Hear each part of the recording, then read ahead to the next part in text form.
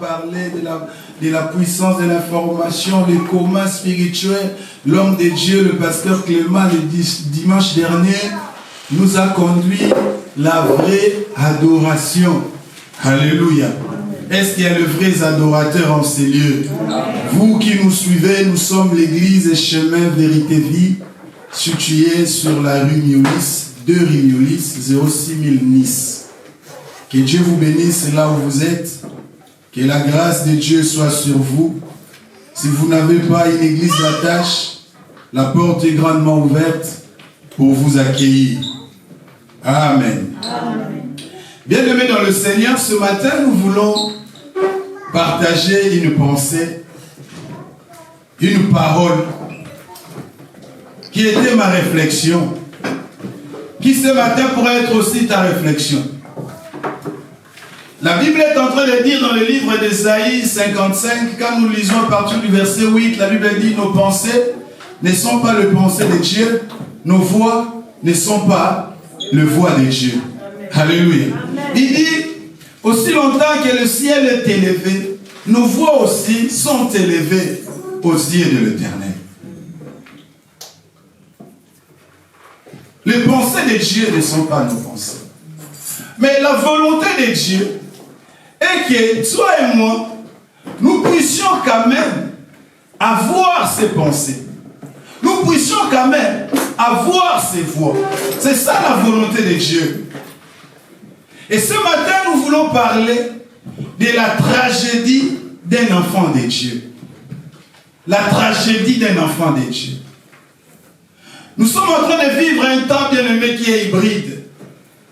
Et dans ce temps hybride, quand nous parlons de la tragédie d'un enfant de Dieu, chacun pourra le définir par rapport à sa manière, par rapport à sa vie. Quand je vais te poser peut-être la question: quelle est la tragédie par rapport à ta vie? Tu aurais une question, une réponse à me donner. Tu diras peut-être: moi, ma tragédie, c'est ceci, cela. Moi, mon drame, c'est ceci, cela. Mais nous voulons essayer par rapport aux Écritures de voir quelle est la tragédie d'un enfant de Dieu. Selon les dictionnaires, la tragédie, c'est un drame. La tragédie, c'est un malheur. La tragédie, c'est un danger.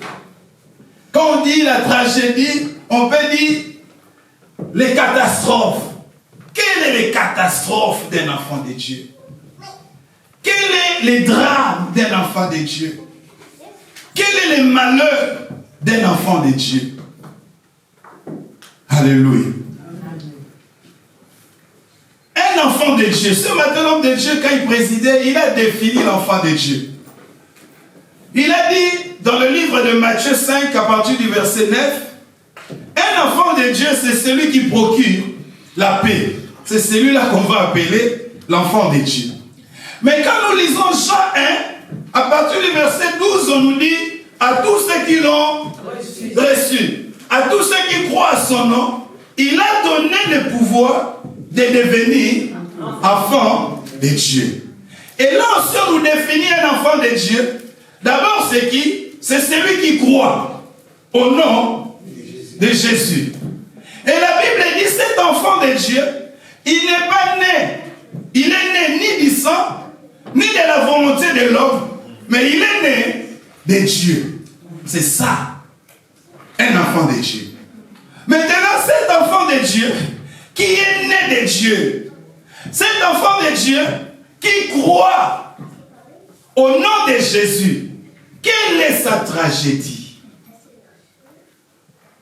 Alléluia.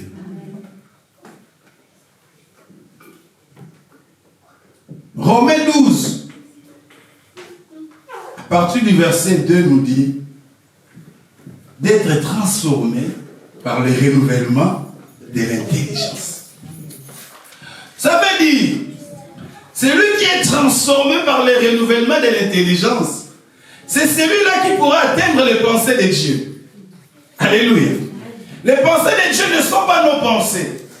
Mais l'apôtre Paul, il nous parle, il nous dit: soyez renouvelés. La transformation de l'intelligence. Si vous êtes renouvelés, vous saurez ce qui est agréable. Vous saurez ce qui est bon. Vous saurez ce qui est parfait. C'est ça les pensées de Dieu. Les pensées de Dieu, c'est ce qui est agréable, c'est ce qui est bon, c'est ce qui est parfait. Mais il faut que toi et moi, nous soyons transformés par le renouvellement de l'intelligence. Alléluia. Nous allons lire un passage. Job. Job 1, nous connaissons cette histoire. Job 1. À partir du verset 13 jusqu'au verset 22. Nous aimons l'histoire de Job.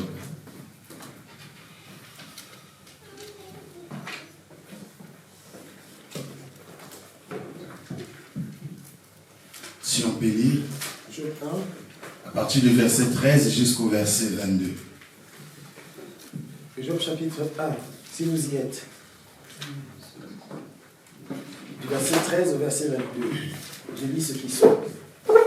Un jour que les fils et les filles de Job mangeaient et buvaient du vin dans la maison de leur frère aîné, il arriva auprès de Job un messager qui dit: les bœufs labouraient et les ânesses paissaient à côté d'eux.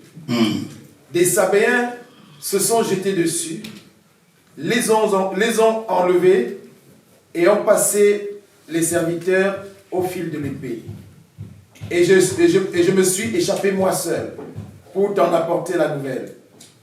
Il parlait encore lorsqu'un autre vint et dit: le feu de Dieu est tombé du ciel, a embrasé les brebis et les serviteurs et les a consumés.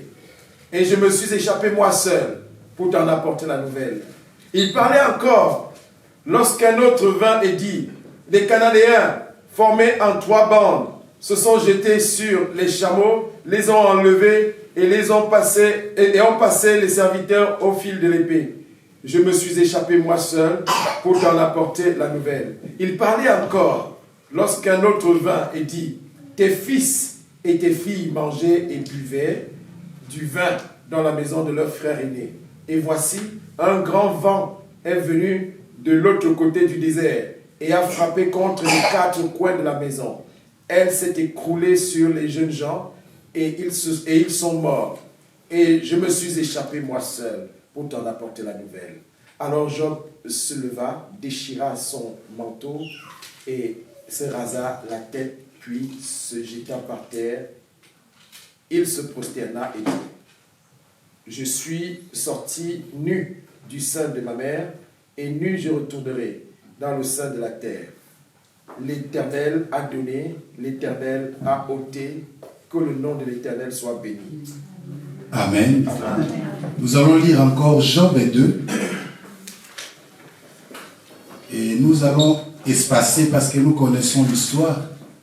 Nous allons lire le verset 9 jusqu'au verset 10. Job 2, 9 à 10. Sa femme lui dit: tu demeures ferme dans ton intégrité, maudit Dieu et meurs. Mais Job lui répondit, tu parles comme une femme insensée. Quoi? Nous recevons de Dieu le bien et nous ne recevions pas aussi le mal? Tout cela, Job ne pécha point par ses lèvres. Alléluia. Amen. Bien-aimés dans le Seigneur, si on nous pose la question par rapport à tout ce qui est arrivé dans la vie de Job ce matin, toi et moi, nous allons dire c'est un drame. Alléluia. Nous allons dire c'est une catastrophe qui est arrivée à Job. Nous allons dire c'est un malheur qui est arrivé à Job.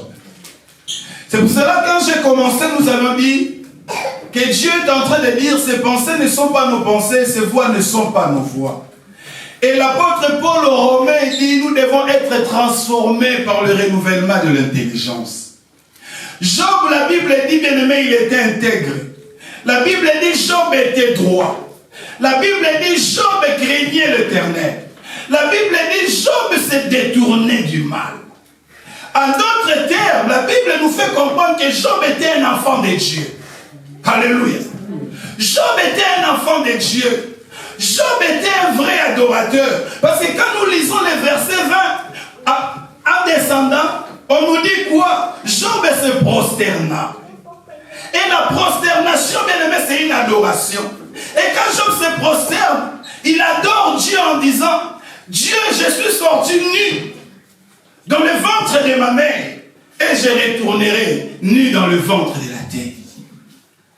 Et nous voyons maintenant des réactions. Il y a eu quelque chose qui est arrivé. Il y a une situation qui est arrivée. Il y a une circonstance qui est arrivée.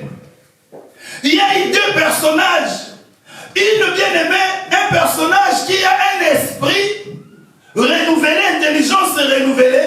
Un autre personnage qui n'a pas une intelligence renouvelée. La femme de Job, elle vient faire savoir à Job. Il dit, mais Job, tout ce qui t'est arrivé, tous ces drames, tout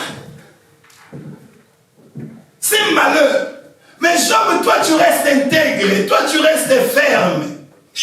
Job, ici, il fait comprendre à sa femme. Il dit, la tragédie, ce n'est pas ce qui nous est arrivé. Les drames, ce n'est pas ce qui nous est arrivé. Mais les drames, c'est ton incompréhension. Ton incompréhension, c'est un malheur. Parce qu'un enfant de Dieu ne peut pas avoir l'incompréhension que toi tu as de Dieu.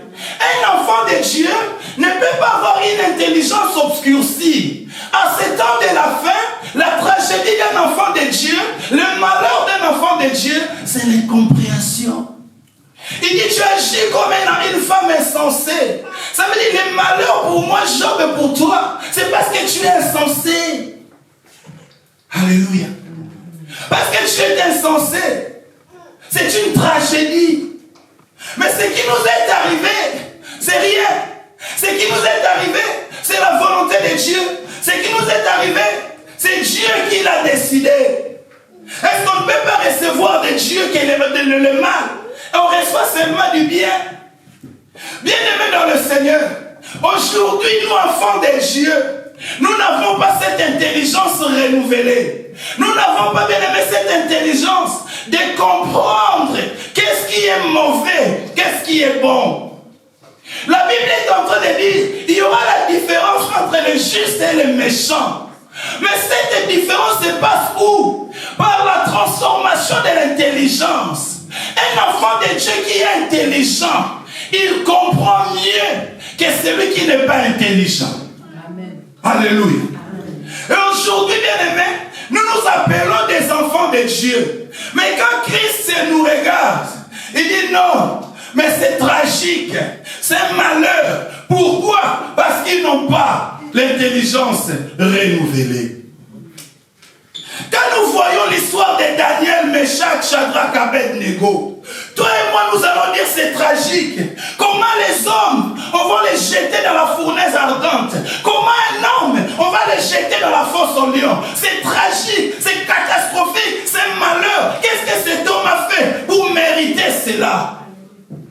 Mais ceux qui ont l'intelligence renouvelée, pour eux ce n'était pas tragique, bien aimé. La fournaise ardente n'était pas un malheur. Mais le malheur était quoi? La tragédie était quoi? De s'essuyer au mets du roi.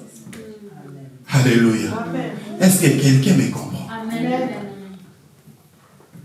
Le drame était qu'il puisse adorer la statue que le roi avait élevée.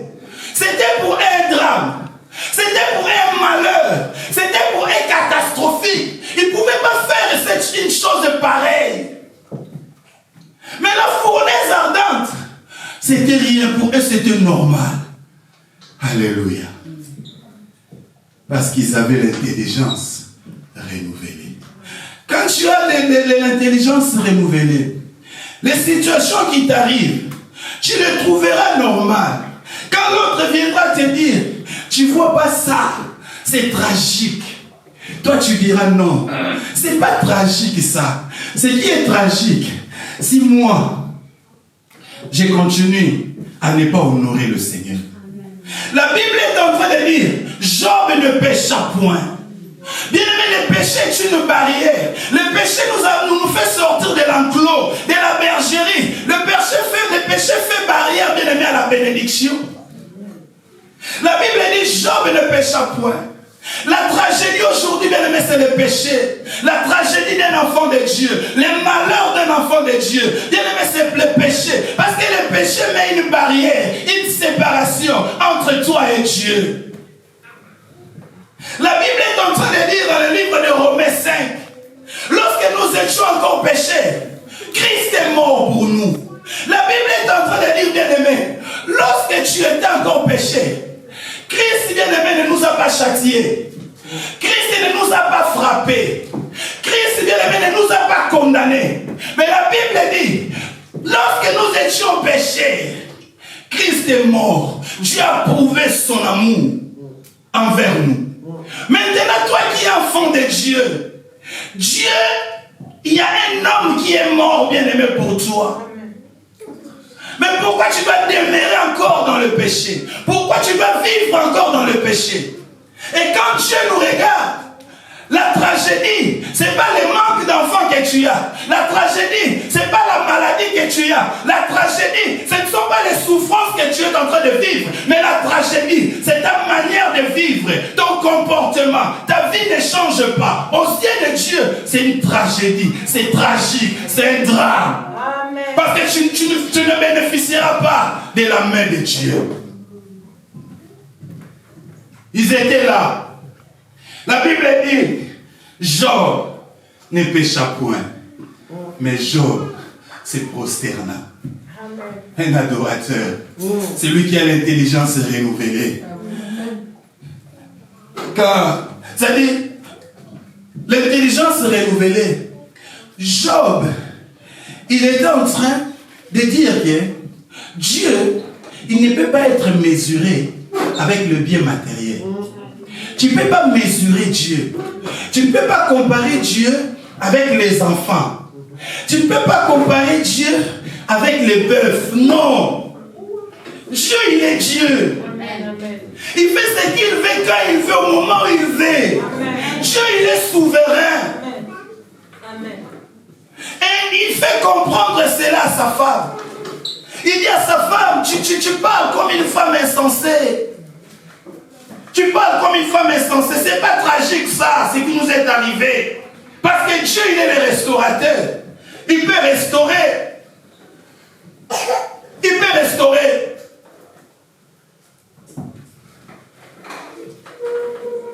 La tragédie, bien-aimé, c'est ce que toi tu ne comprends pas. La tragédie, c'est ce que toi tu ignores. C'est ça la tragédie.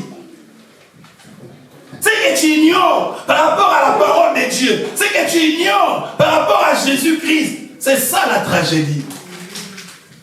C'est ça un drame pour toi. Mais souffrir, c'est pas un drame. C'est pas une tragédie. Alléluia. Amen.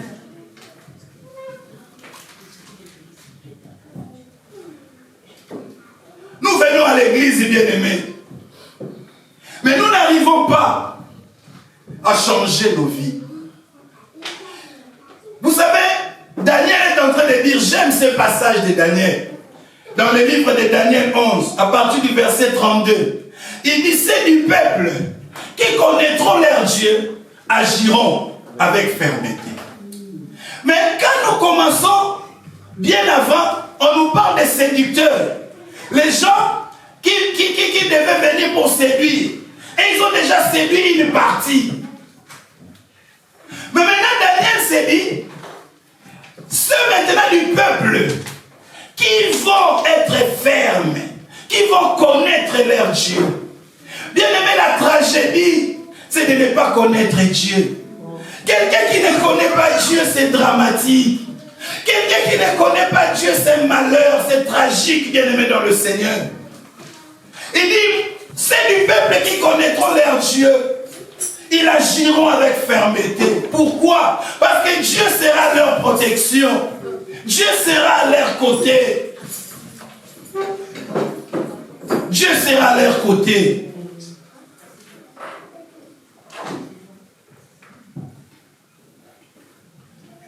Jean 4, homme de Dieu.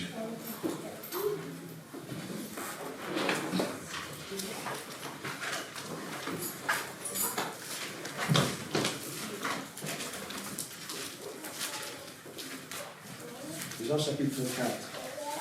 Si tu pourras lire juste le verset 28. Jean chapitre 4, si vous y êtes. Au verset 28, il est écrit: alors la femme, ayant laissé sa cruche, s'en alla dans la ville et dit aux gens: venez, je vais relire, verset 28. 28 à 29. Alors la femme, ayant laissé sa cruche, s'en alla dans la ville et dit aux gens: venez voir un homme qui m'a dit tout ce que j'ai fait. Ne serait-ce point le Christ? Alléluia. Bien-aimés, nous connaissons l'histoire de la femme samaritaine. La femme samaritaine, c'est une femme qui, tous les jours, il allait au puits bien-aimé de Jacob pour adorer. Et cette femme, c'était son habitude. Cette femme, c'était quelque chose qui était une routine pour elle. Cette femme allait tout le temps. Mais malgré qu'elle allait, sa vie ne changeait pas. Sa vie était toujours pareille. Cette femme, elle était en train de discuter avec Jésus. Cette femme dit à Jésus, pour la femme, le puits de Jacob, c'était une référence. C'était une référence. Or, cette femme oubliée, cette femme n'avait pas encore l'intelligence renouvelée. Cette femme était encore incrédule. Cette femme, elle dit non, toi tu n'es pas plus grand, tu n'es pas plus important que notre père Abraham, notre père Jacob. Alléluia. C'est-à-dire pour cette femme, Jacob était la référence. Il dit la référence c'est Jacob. La référence c'est le puits. Il oublie que la Bible dit au commencement était la parole. Il oublie bien aimé que la référence c'est pas le puits de Jacob. La référence c'est celui qui était au devant de lui. Elle oubliait que la référence n'était pas Jacob. Le plus important n'était pas Jacob. Parce que la Bible est en train de dire les premiers seront les derniers. Et les derniers seront le premier. Quand cette femme présentait Jacob comme le premier, Christ était en train de le regarder et dit non, tu ne sais pas. Les premiers seront les derniers. Jacob, c'est le dernier. C'est moi le premier. C'est moi le commencement. Et la Bible dit bien aimé, cette femme était dans la routine. Combien aujourd'hui l'église est dans la routine? Nous venons, nous partons. Nous venons, nous partons. Nous gênons, nous prions. Mais nos vies ne changent pas. Cette femme dans son environnement, elle était considérée comme une adoratrice. Pourquoi? Parce qu'elle allait à l'église. Alléluia. Aujourd'hui, dans nos quartiers, dans notre environnement, les gens se disent, nous sommes des chrétiens, nous sommes des enfants de Dieu. Pourquoi? Parce que tous les dimanches, nous venons à l'église. Mais quand nous venons à l'église, nos vies ne changent pas. Nous restons toujours pareils. Nous restons toujours tels que nous venons. Et ça, c'est une tragédie. Ça, c'est un drame pour Dieu. Alléluia. Nos vies doivent changer. Et cette femme, bien aimée, la Bible dit, cette femme a laissé sa cruche. Elle a laissé sa cruche. Elle a déposé sa cruche. Vous savez, bien aimé, en Israël, l'homme ne pouvait pas porter la cruche. En Israël, c'est la femme qui portait la cruche. Raison pour laquelle, quand Abraham a envoyé son serviteur Eliezer de Damas d'aller chercher pour son fils Isaac, la femme, le signe était quoi? Tu trouveras cette femme, elle portera la cruche. C'est-à-dire la cruche, bien aimé dans le Seigneur, c'est la femme qui portait en Israël. C'est la femme qui porte, bien aimé, la cruche en Israël. Et la Bible dit cette femme a laissé sa cruche. La cruche ici, c'est l'image de l'humain. La criche, c'est l'image de la chair, c'est l'image de la charge. Cette femme a déposé sa charge. Mais quand nous lisons maintenant de Dieu, Luc 22, lisons Luc 22. Luc chapitre 22. Le verset 7. Le verset 7. Luc 22, verset 7. Je dis ce qui suit. Oui. Le jour des pains sans levain, où l'on devait immoler la Pâque, arriva. Et Jésus envoya Pierre et Jean en disant, allez nous préparer la Pâque afin que nous la mangions. Ils lui dirent, où veux-tu que nous la préparions? Il leur répondit, voici, quand vous serez arrivés dans la ville, vous rencontrerez un homme portant une cruche d'eau. Oui. Suivez-le dans la maison où il entrera. Alléluia. Et vous direz au maître de la maison, le maître te dit, où est le lieu où je mangerai la Pâque avec mes disciples. Alléluia. Et il vous montrera une grande chambre haute, meublée. C'est là que vous préparez la Pâque. Oui. Continue. Ils partirent et trouvèrent les choses comme il leur avait été dit. Et ils préparèrent la Pâque. L'heure étant venue, il se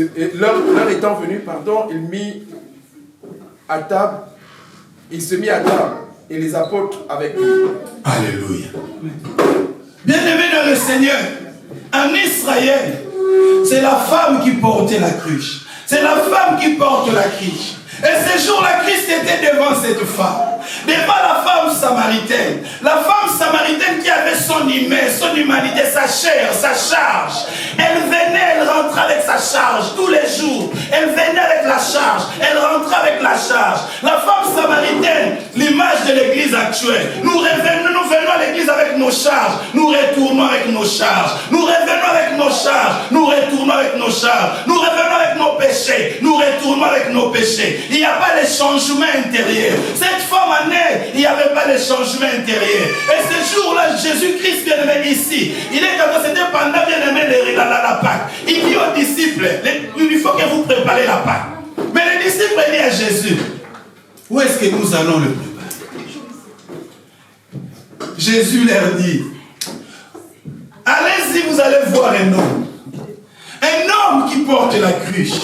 Or, bien aimé, en Israël, un homme ne pourrait pas porter la cruche. Or, cet homme qui portait la cruche, c'est Jésus lui-même. Bien aimé, dans la nouvelle alliance, c'est Jésus qui porte la cruche, bien aimé. C'est Jésus qui porte ta charge. La Bible dit, venez à moi, vous tous qui êtes chargés, fatigués, je vous donnerai du repos. Quand nous venons dans l'église, bien aimé, beaucoup aujourd'hui, ils marchent avec leur charge. Beaucoup aujourd'hui, ils marchent avec lui-même. Au lieu que Christ, bien-aimé, puisse porter, bien-aimé, ton humanité. Christ puisse porter ta charge. Quand toi-même tu porteras ta charge, bien-aimé, tu vivras la tragédie. Quand toi-même tu porteras ta charge, tu vivras, bien-aimé, les drames. Mais si Christ porte ta charge, bien-aimé, tu vivras la paix. Amen. Tu vivras la paix, je disais. Amen. Tu vivras la gloire, je disais.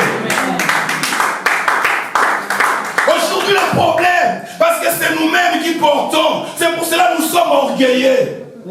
Si Christ te porte, bien aimé, tu ne seras plus orgueilleux. Cette femme, elle venait rentrer en aucun jour. Elle est allée leur dire, j'ai rencontré un homme. Mais c'est le jour où elle a laissé la cruche. Elle a déposé la cruche. Elle est allée dire, j'ai rencontré un homme. Un homme qui a porté mon orgueil. Un homme qui a pris ma chair. Un homme qui a pris ma charge. Un homme qui a porté mes péchés. C'est lui là, Christ Jésus. Alléluia. Amen.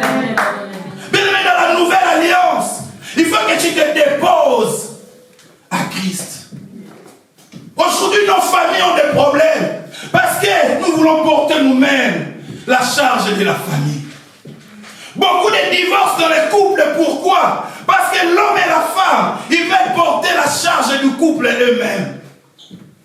Beaucoup de problèmes dans la vie de nos enfants, dans notre entourage, dans nos églises. Pourquoi? Parce que nous voulons porter la charge. Au lieu de laisser Christ gérer, au lieu de laisser Christ porter. Alléluia.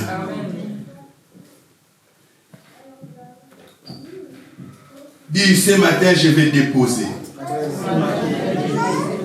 Ce matin, je vais laisser.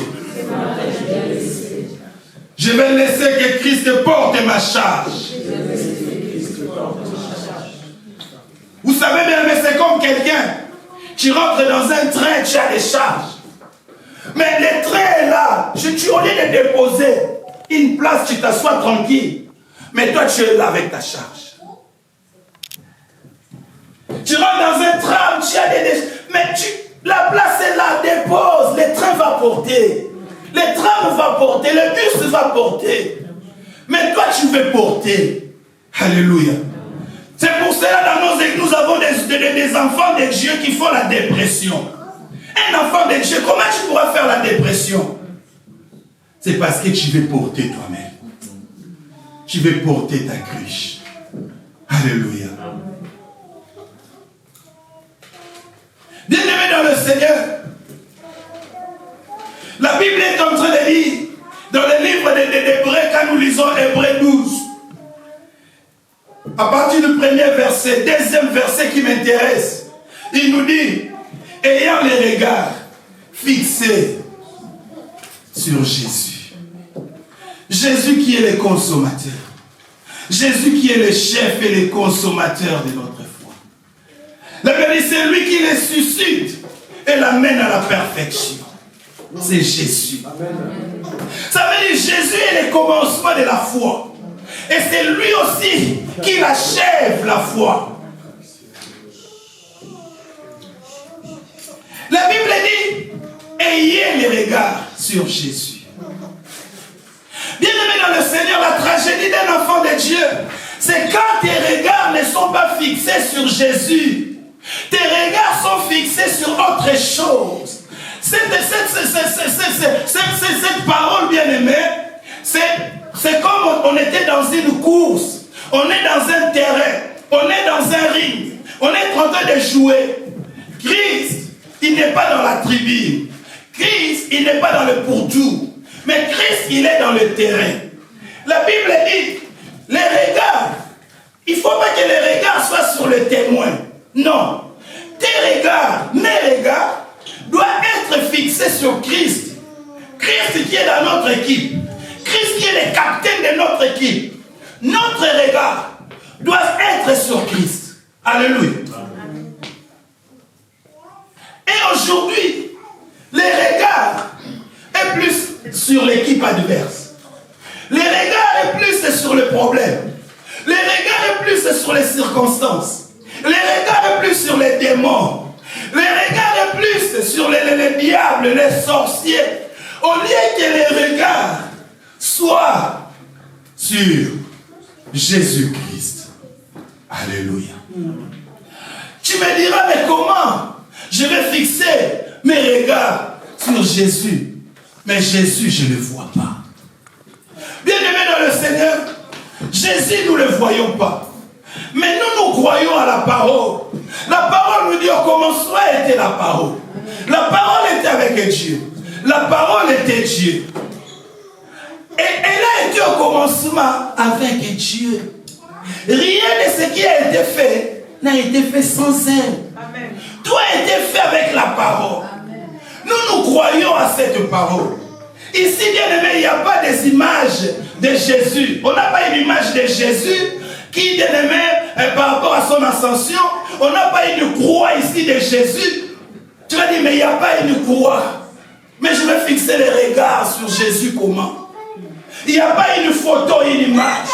Mais nous croyons à la parole qui dit, tu ne te feras pas une image taillée. Nous croyons à cette parole. Et la Bible est en train de dire, Christ, c'est la parole faite chair. C'est-à-dire fixer les regards sur Jésus, c'est fixer les regards sur la parole de Dieu.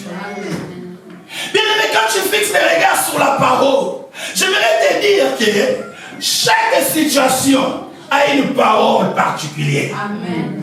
Chaque circonstance a une parole particulière. Amen. Nous devons fixer les regards sur la parole de Dieu. Jésus qui est la parole. Mais qu'est-ce que cette parole déclare? cette parole déclare que j'étais jeune, j'ai vieilli. Je n'ai point vu un juste abandonné. Ni sa postérité mendier à son père. C'est-à-dire, quelles que soient les circonstances, les problèmes, les soucis, mais moi, mes regards sont fixés sur la parole de Dieu. Mais si mes regards ne sont pas fixés sur la parole, je vivrai la tragédie. Je vivrai les drames. Je vivrai les soucis, homme de Dieu. Je vivrai les problèmes. Je vivrai la dépression. Des fois, je vais abandonner l'église. Je vais dire là-bas, il n'y a pas la puissance. Là-bas, Dieu n'est pas là. Pourquoi? Parce que mes regards ne sont pas fixés sur la parole. Alléluia. Fixer les regards sur Jésus. Ayant les regards fixés sur Jésus. Jésus est la parole. Mais cette parole me dit quoi? Cette parole me dit, à moi la vengeance, à moi la rétribution. C'est-à-dire, quand même on va me faire du mal, les drames par rapport à ce mal qu'on me fera, si moi je rends le mal par le mal, si tu rends le mal pour le mal, c'est un drame. C'est un drame. C'est une tragédie pour un enfant de Dieu. Tu ne peux pas rendre le mal pour le mal. Mais maintenant, toi, il faut que tu fixes le regard sur la parole qui te dit, à moi la vengeance, à moi la rétribution. Si en cela tu auras la paix, si en cela tu seras en accord avec Jésus, si en cela, bien aimé, la femme samaritaine vivait dans la contradiction. Sa vie par rapport à ce qu'elle était en train de faire ne cadrait pas. Vous savez, nous venons à l'église, ce que nous venons faire, bien aimé, c'est sacré. Mais quand on regarde nos vies, avec ce que nous venons faire à l'église, ça ne cadre pas. Alléluia. Amen. Ça ne cadre pas. Ce que nous venons faire à l'église, c'est sacré. Mais quand on regarde nos vies sont encore bien aimées, ténèbres. Et pourtant la Bible est en train de dire, nous sommes lumière. Alléluia. Amen. La Bible est en train de dire, cette parole, en elle était la vie. Et la vie était la lumière. Alléluia. En elle était la vie. En elle était la vie. À tous les corps malades, cette parole était la vie. À tous ceux bien-aimés qui pourront trébucher, cette parole était la vie. Et cette parole est la lumière. Fixez les regards sur Jésus. Jésus est la parole. Et la Bible est en train de dire, ils te feront la guerre, ils ne te vaincront pas. Je serai avec toi pour te délivrer. Tu regarderas la rétribution des méchants. Bien-aimé dans le Seigneur, la tragédie d'un enfant de Dieu, c'est quand ses regards ne sont pas fixés sur la parole de Dieu. Regardons bien-aimé Pierre. La Bible nous dit, ce jour-là, il est avec Christ. Il demande à Christ, il dit, est-ce que tu peux ordonner que je vienne vers toi? Christ a dit, je te l'ordonne, viens vers moi. Il était sur l'eau. Les regards étaient fixés sur Jésus. Il était en train de marcher, marcher, marcher. Quand il y a eu la tempête, il y a eu le flot, les regards s'est détourné vers Jésus. Les regards s'est focalisé vers le flot, vers la tempête. La Bible dit, il commençait à se noyer. Alléluia. Amen. Et heureusement pour lui, il a crié, Seigneur, je suis en train de me noyer. Et il y a une parole qui dit, il est le secours qui ne manque pas dans la détresse. Et ce jour-là, Pierre, il s'est dit, non, il y a une parole. Il faut que j'écris à lui. Bien-aimé dans le Seigneur, quand tu vas regarder sur la tempête, le flot, la tragédie, tu vas te noyer. Il faut regarder sur Christ. Christ qui est la parole. Christ qui est la parole. Dans leur détresse, ils criaient à l'Éternel. L'Éternel envoya Jésus. Jésus qui est la parole. Et la parole les guérit. La parole les délivre. Alléluia. Aujourd'hui, bien-aimés, la tragédie, les enfants de Dieu ne s'occupent plus de la parole. Les enfants de Dieu ne regardent plus la parole. Les enfants de Dieu ne lisent plus la parole. Or, tout est dans la parole de Dieu, bien-aimé. La réponse à tes problèmes est dans la parole de Dieu. La solution à tes problèmes est dans la parole de Dieu. La guérison à ta maladie est dans la parole de Dieu. N'est-ce pas, il y a une parole qui dit, c'est par ces meurtrissures que nous sommes guéris. Amen. Et quand tes regards sont fixés sur cette parole, bien-aimée, on ne te dira pas, il y a une dame de l'autre côté qui fait je ne sais pas quoi là. Si les regards sont fixés sur la parole, quelles que soient les années, quels que soient les temps, bien-aimés, tu ne vas pas abandonner. Alléluia. Tu ne vas pas abandonner, bien-aimé, dans le Seigneur. Tu ne vas pas abandonner. Nous devons mettre notre foi, bien-aimé, sur la parole de Dieu. Nous devons mettre, bien-aimé, la concentration sur la parole de Dieu. Car c'est cette parole, bien-aimé, qui était au commencement. Israël, bien-aimé, était le peuple de Dieu. C'est Dieu qui avait formé Israël de sa main. Mais Dieu est en train de se lamenter. Il dit, Israël n'a pas connu un Dieu. Israël n'a pas connu un vrai Dieu. Pourquoi? Parce qu'Israël ne l'a pas honoré. Israël ne l'a pas respecté, bien-aimé. La tragédie des enfants de Dieu aujourd'hui, bien-aimé, c'est quand nous ne craignons pas Dieu, quand nous n'honorons pas Dieu. La Bible dit, il honore celui qui l'honore. Toi, tu n'honores pas Dieu. Mais comment tu veux que Dieu puisse t'honorer? Dieu leur dit, regardez Abraham, les rochers par lesquels je vous ai taillé, je vous ai pris, j'ai pris Abraham de loin, votre père. Regardez.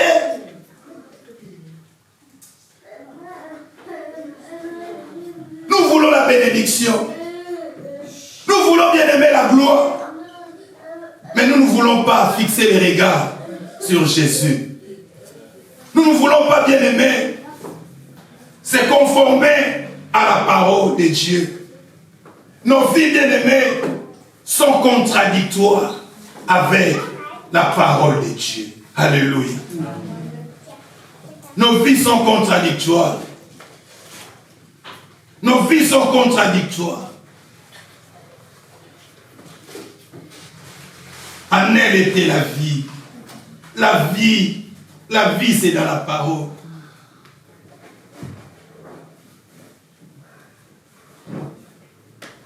David avait l'intelligence renouvelée. Et c'est un homme, David c'est un homme à respecter. Un homme qui, à chaque fois, il était en train de consulter Dieu. David n'était pas dans la routine. Aujourd'hui, nous sommes dans la routine parce que nous ne voulons plus consulter Dieu. Nous ne voulons plus que Dieu puisse parler, que Dieu puisse diriger. Ces jours-là, bien-aimés, Dieu leur a dit, ils étaient en prière, Dieu leur a dit, mettez à côté, mettez-moi à part Paul et Barnabas. Pourquoi? Parce qu'ils n'ont pas voulu être dans la routine. Ils n'ont pas voulu être dans les habitudes. Ils ont dit non, on va chercher Dieu. On va prier Dieu. Bien-aimés, la chair est dans la routine, mais l'esprit n'est pas dans la routine. C'est la raison pour laquelle Jésus, les pharisiens bien-aimés dans le Seigneur, ils étaient dans la routine. Que Dieu te bénisse, homme de Dieu. Je peux puiser dans ton assiette. Les pharisiens étaient dans la routine. Ils étaient dans la routine. Mais ils vivaient une vie tragique. Mais Christ, il voulait faire quoi? Le rôle de Christ, il voulait leur faire basculer de la chair à l'esprit. C'est pour cela qu'il a dit à la femme samaritaine, les vrais adorateurs adoreront en esprit. La femme samaritaine adorait, mais elle adorait dans la chair.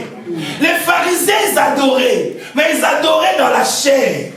Ils adoraient dans l'apparence. Aujourd'hui, l'église, nous voulons la visibilité, l'apparence. Mais Dieu n'est pas dans l'apparence. Dieu, c'est l'intérieur. Ils avaient des longues robes. Quand voyais, il s'est courbé parce que c'est... Quand tu le vois, tu dis non, vous savez, moi à l'internat, on saluait des nonos. Excusez-moi, je vais baisser le prêtre. Nos pères, on les saluait comme ça. C'est-à-dire, quand je suis sur la route, je le vois de loin, il est en train de venir. Moi, je dois m'écarter. Il faut que lui passe. Dès qu'il arrive devant moi là, je fais ça. Alléluia. C'est-à-dire, c'est quelque... Moi, je l'ai vécu à l'internat de Dieu. Il avait sa longue soutane avec son gros... Hein? Je ne cite pas les noms. Alléluia. Mais quand on le voit, on va dire quoi? Il est dans le vrai. Il est dans le sacré. Mais pourtant, ce qu'il est en train de faire, c'est tragique. C'est un drame. Alléluia. Amen. Nous devons bien aimer chercher les spirituels. Ils étaient dans le naturel. Mais Jésus voulait les ramener dans la dimension du surnaturel. Il dit, vous êtes dans le naturel. Non, il faut surnaturel. Il a dit au jeune homme riche, il dit, il vient. Lui, il voulait devenir un vrai adorateur. C'était sa mission. Je lui donne la condition pour devenir un vrai adorateur. Il lui dit, va juste, vends, et je reviens. La Bible dit, cet homme était triste. Était triste. Pourquoi il était triste? C'est parce que lui, il vivait dans l'apparence. Lui, il vivait que les gens les voient et qu'il a l'argent, il a tout ça, il a tout ça. Mais parce que quand il va tout vendre, les gens ne verront plus rien. C'est pour cela, il était triste. Alléluia. Et beaucoup aujourd'hui, bien aimés, nous ne voulons pas rentrer dans cette dimension, bien aimée, spirituelle, cette dimension de l'effacement, bien aimé. C'était la dimension que Jésus demandait à cet homme-là, au jeune homme riche. Il faut que tu t'effaces. Les pharisiens ne voulaient pas s'effacer. Ils étaient toujours devant, c'est eux qui étaient devant. Je dis non, il faut que vous effaciez. Alléluia. Amen. Bien aimé, la tragédie d'un enfant de Dieu, ce n'est pas ce que tu vis. Alléluia. Tu pourras me dire, la tragédie, c'est la mort. J'ai perdu mon papa très jeune. J'ai perdu ma mère très jeune. C'était tragique. Tu diras peut-être, ce qui est tragique, c'est mourir sans vécu. Mais bien aimé, il n'y a rien de tragique si ce n'est que de perdre son âme. Alléluia. Amen. Un enfant de Dieu bien aimé, ce qui est tragique bien aimé pour un enfant de Dieu, un malheur pour un enfant de Dieu, un drame pour un enfant de Dieu, que les enfants de Dieu nous venons à l'église, mais nous n'arrivons plus à comprendre qu'il y a l'enfer et il y a le ciel. Nous n'arrivons plus à distinguer qu'il y a un jugement qui sera un jour. Nous n'arrivons plus à distinguer qu'il y a deux trônes. Il y a un trône de grâce, il y a aussi un trône de jugement. Nous n'arrivons pas à distinguer cela. Notre intelligence est obscurcie. Nous sommes plus attachés aux choses bien qui ne donnent pas gloire au Seigneur. La plus grande des tragédies, ce n'est pas bien aimer la mort. Mais la plus grande tragédie est que toi, tu ne sais pas la raison pour laquelle Christ est mort à la croix pour toi. Nous ne savons pas la raison que nous vivons sur la terre. Mais la Bible est en train de dire ces hommes, ils étaient à Babylone, hommes de Dieu. Ils savaient la raison de leur présence à Babylone. Et que nous, quand nous voyons Daniel, nous lisons Daniel 6, nous voyons comment le roi, il a donné l'ordre pour qu'on adore les dieux de Daniel. Pour qu'on respecte les dieux de Daniel. Pourquoi? Parce que ces hommes ils avaient compris que si nous voulons honorer, être honorés, nous devons honorer Dieu dans ces pays. Nous devons honorer Dieu partout où nous nous trouvons. Quand nous voyons Mardoché, il a dit, ce qui était tragique, moi, m'essuyer, non, je ne peux pas le faire. Alléluia. Mais il y a des choses, des fois, nous faisons, nous devons réaliser. Je suis un enfant de Dieu. Ça, je ne peux pas le faire. Non, je ne peux pas rentrer sur ces chemins. Alléluia. Pourquoi? Parce que je suis un enfant de Dieu. Je suis un enfant de Dieu. Est-ce que quelqu'un ce matin peut taper la poitrine, dire je suis un enfant de Dieu?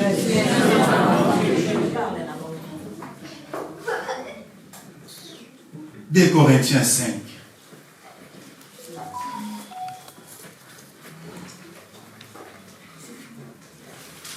Premier verset. 2 Corinthiens, chapitre 5, au premier verset. Je lis ce qui suit. Nous savons en effet que si cette tente où nous habitons sur la terre est détruite, nous avons dans le ciel un édifice qui est l'ouvrage de Dieu, une demeure éternelle qui n'a pas été faite de main d'homme. Aussi nous gémissons dans cette tente, désirant revêtir notre domicile céleste. Si du moins nous sommes trouvés vêtus et non pas nus. Si du moins nous sommes trouvés vêtus et non pas nus. Ça veut dire la tragédie si on te trouve nu. Mais maintenant la nudité par rapport à la parole de Dieu, ce n'est pas la nudité physique. On nous parle maintenant de la nudité qui est spirituelle. La nudité, ça veut dire ta manière de vivre. Quand Dieu est en train de te regarder, quand Dieu est en train de te peser, il dit non, tu ne pèses pas, tu es léger. On t'a pris tous les vêtements. C'est ça quand Christ regarde. Dieu, vous savez, Dieu a la joie quand on l'honore. Dieu a la joie quand on croit à lui. Et quand on croit à lui, ça nous donne cette attitude de le craindre, de le respecter. Dieu est dans la joie. Mais vous savez, la douleur de Dieu, c'est quand on ne l'honore pas. La douleur de Dieu, c'est quand, bien aimé, on n'arrive pas à croire à lui. Ici, l'apôtre Paul est en train de dire, c'est-à-dire, nous voyons, il est en train de se réjouir d'une demeure céleste. Il appelle même son corps, il dit, quand même, cette tente. Alléluia. Or, la pensée de l'apôtre Paul, l'intelligence renouvelée, l'attente bien aimée, c'est passager. Quelqu'un, quand vous savez Abraham, la Bible nous parle d'Abraham. Quand nous lisons Hébreux 11, Abraham, il était riche. Mais quand nous regardons l'histoire d'Abraham, il n'a pas construit des maisons. Abraham, il construit toujours des tentes. Pourquoi? Il était passager. C'était l'image de sa vie. Je suis passager. Et la Bible dit, Abraham, il attendait une cité. Une cité qui avait le solide fondement, dont l'Éternel était l'architecte. C'est pour cela, Abraham, il construisait que des tentes. Il disait, non, moi je suis passager. Et l'apôtre Paul, il nous amène dans cette dimension de dire que non, mon corps là, c'est rien, c'est une tente. C'est pour cela même l'apôtre Paul il dit, la mort c'est un gain pour lui. Pourquoi? Parce que même avec sa vie, même en dehors de sa vie, il va toujours vivre. Avec son corps ou en dehors de son corps. Pour lui, la tragédie, ce n'est pas mourir. Mourir, ce n'est pas une tragédie. Pour lui, mourir, c'est aller rencontrer le Seigneur. Aller vivre dans la gloire. Mais nous, quand nous aujourd'hui, nous considérons la mort comme une tragédie. Nous avons peur, bien-aimé, de mourir. J'aimerais dire à quelqu'un, n'ayez pas peur de mourir, mais ayez peur, bien-aimé, du péché. Ayez peur, bien-aimé, qu'un jour on te puisse te trouver nu. Alléluia. C'est ça la peur que nous devons avoir. La mort peut venir, bien-aimé, nous sommes là, cet immeuble s'écroule. Alléluia. Ça croule, bien-aimé, on va mourir tous. On va mourir. La tragédie que nous n'arrivons pas à réaliser, qu'il y aura un jour l'enlèvement. Ça, nous sommes en train de vivre, du jour au jour. Mais n'arrive pas, l'intelligence est obscurcie. Nous devons demander à Dieu, bien-aimé, de transformer, de renouveler notre intelligence. D'avoir une intelligence, bien-aimé, qui te permettra, bien-aimé, de percer, bien-aimé, le ciel. De comprendre, bien-aimé, la volonté de Dieu sur ta vie. L'apôtre Paul, il dit non, cette tente.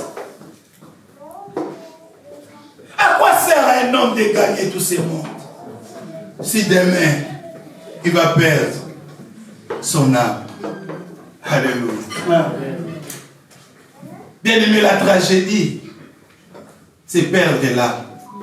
Tous les dimanches, tu venais à l'église. Tous les mardis, tu étais au partage. Tous les vendredis, tu étais à la prière. Mais le jour-là, tu ne sois pas enlevé. Ou si tu meurs avant, la Bible dit ces jours-là, les morts en Christ ressusciteront en premier. Mais toi, tu ne sois pas ressuscité. C'est ça la grande tragédie d'un enfant de Dieu. C'est ça les drames d'un enfant de Dieu. C'est ça les malheurs, bien-aimés, d'un enfant de Dieu. Mais manquer les enfants, ce n'est pas un drame, bien-aimé. Manquer à manger, ce n'est pas un drame. Car il y a une parole qui dit, il est celui qui pourvoit aux besoins. Si tu as des besoins, bien-aimé, tu fixes tes regards sur cette parole. Dieu pourvoira, bien-aimé. Il dit, ne vous inquiétez de rien. Mais dans toutes circonstances, faites connaître vos besoins à Dieu par des prières, des supplications, avec des actions de grâce. Amen. La tragédie, ce n'est pas manquer un endroit à dormir. La tragédie, ce n'est pas parce que je suis un enfant de Dieu, je manque le papier. Mais ce n'est pas une tragédie. Tu ne vas pas mourir pour ça. Tu ne vas pas faire des soucis pour ça. Alléluia. Je connaissais une sœur bien-aimée. Elle a eu un problème bien-aimé de l'estomac. À cause des stress. À cause des soucis. Mais elle prie. Elle jeûne. Des fois, je me disais, je dis, mais c'est-à-dire, ses pensées étaient fait focaliser toujours sur les combats. Les combats, on mes combats. Je suis trop combattu. Les démons, les sorciers. Mais toi, tu pries, tu fais les jeûnes. Fixe tes regards sur la parole, bien-aimé. Dans la marche, bien-aimé, c'est celui qui fixe les regards sur la parole. C'est celui-là qui sera vainqueur, bien-aimé, sur la compétition. Sur laquelle nous sommes en compétition, bien-aimé. Nous sommes en train de combattre. Mais c'est celui qui fixe les regards à la parole. C'est celui-là qui sera victorieux. C'est celui-là, bien-aimé, dans le Seigneur. Amen. Ce n'est pas celui qui pleure tout le temps. Non. Mais c'est celui qui a les regards sur la parole. Amen. Alléluia. Amen. Sur la parole, bien-aimé, nous avons un Dieu. Nous avons un Dieu. Il y a un Dieu dans les cieux. Il y a un Dieu dans les cieux. Alléluia. Amen. Il y a un Dieu, bien-aimé. Il y a un Dieu. Il ne faut pas douter. Alléluia. Amen. Ton manque n'est pas la fin du monde. Il est le chef. Il est l'auteur et le consommateur de la foi. C'est lui qui suscite notre foi. Et c'est lui qui l'amène à la perfection. Si tu fixes tes regards, Jésus amènera ta foi à la perfection. Alléluia. Alléluia. Amen. Est-ce qu'on peut acclamer le Seigneur?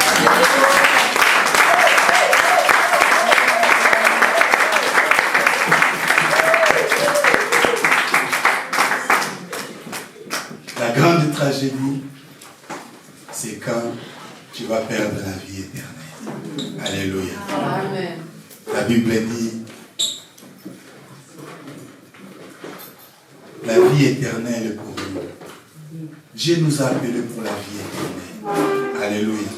Les grands drames, c'est quand tu perdras cela. Attache-toi, bien-aimé, à ton salut. Attache-toi à la vie éternelle. Que personne, bien-aimé, puisse te ravir ta couronne. Alléluia. Que Dieu nous bénisse.